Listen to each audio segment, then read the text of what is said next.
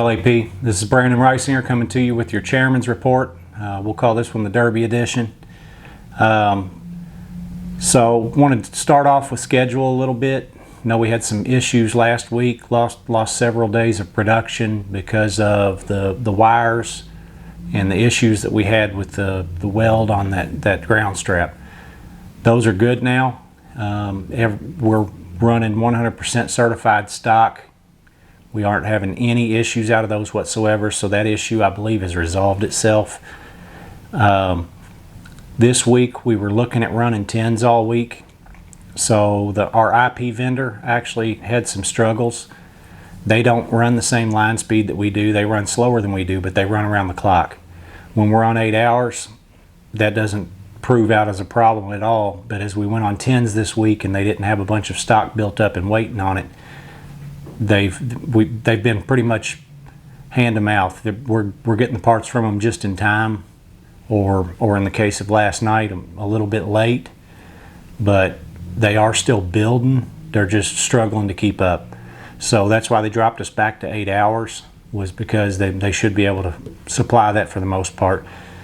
Today should look like about 8 hours for day shift again, unless that vendor has some hiccups, which could cause us to go shorter.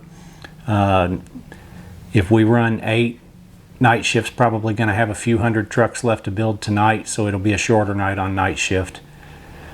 As far as next week, we're looking at returning to our normal schedule. Should be 8 hours.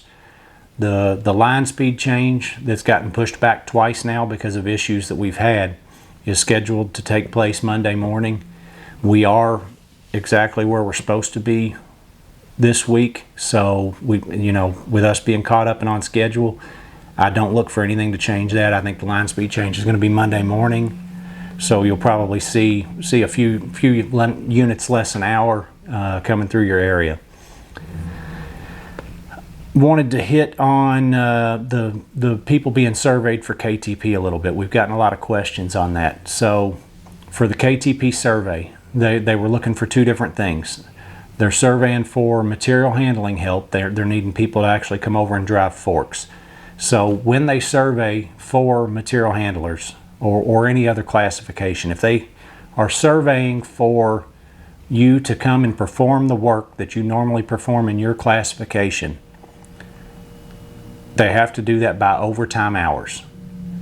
So the survey goes to the low hour person first, goes down the list. It also is chargeable because it's available overtime in your classification. We have gotten the company to agree to hold those charges off if anybody refuses, and not put those in until Monday, so that it won't affect anybody's short work week. But it is chargeable hours. Aside from the material handling survey, they are also surveying for just general manpower, which could end up on the line in trim or chassis, wherever.